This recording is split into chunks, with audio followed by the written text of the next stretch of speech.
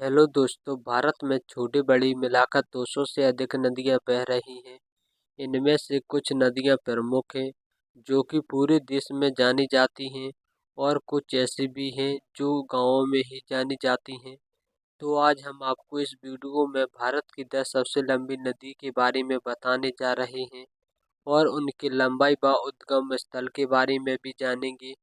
अभी तक आपने हमारे चैनल को सब्सक्राइब नहीं किया, सब्सक्राइब करें और वीडियो को एक लाइक करें। जो कि पहले नंबर पर आती है सिंधु नदी।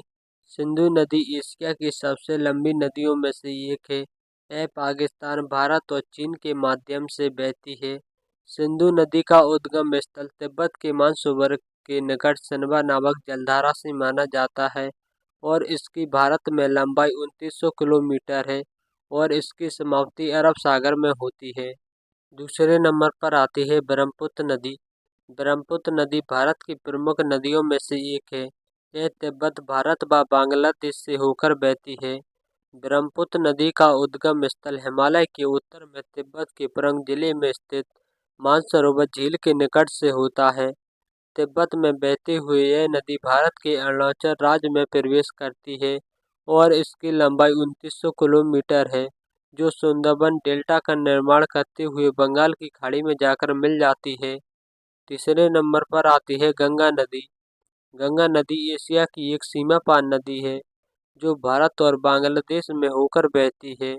2525 किलोमीटर यह नदी भारत के उत्तराखंड राज्य पश्चिमी हिमालय से निकलती है और यह बंगाल की खाड़ी में समाप्त हो जाती है।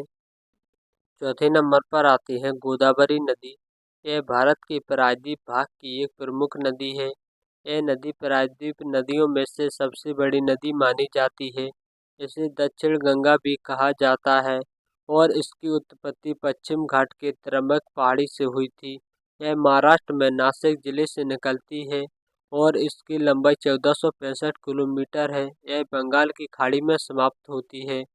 पाँचवें नंबर पर आती है कृष्णा नदी। यह नदी पश्चिमी घाट के पर्वत महाबलेश्वर से निकलती है और इसकी लंबाई 1400 किलोमीटर है। यह दक्षिण पूर्व राज्य महाराष्ट्र, कर्नाटक, तेलंगाना, आंध्र प्रदेश में बहती हुई बंगाल की खाड़ी में जाकर गिरती है। छठवें नंबर पर आती है यमुना नदी। यमुना नदी उत्तराखंड के उत्तरकाशी जिले में बंदपुर चोटी पर यमुनोत्री ग्लेशियर से निकलती है। यह गंगा नदी की सबसे बड़ी सहायक नदी है और इसकी लंबाई 1376 किलोमीटर है।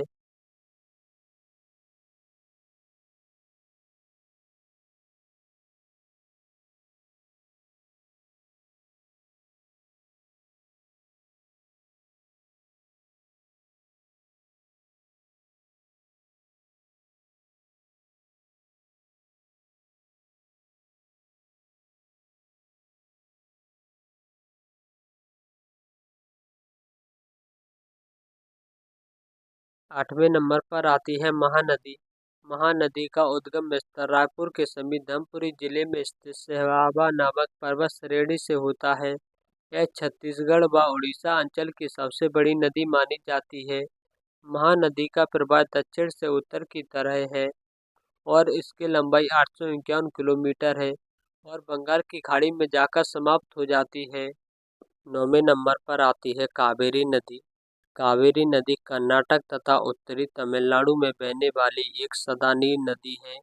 यह नदी पश्चिमी घाट के पर्वत ब्रह्मागिरि से निकलती है और इसकी लंबाई 800 किलोमीटर है, जो दक्षिण पूर्व में प्रवाहित होकर कावेरी नदी बंगाल की खाड़ी में मिलती है।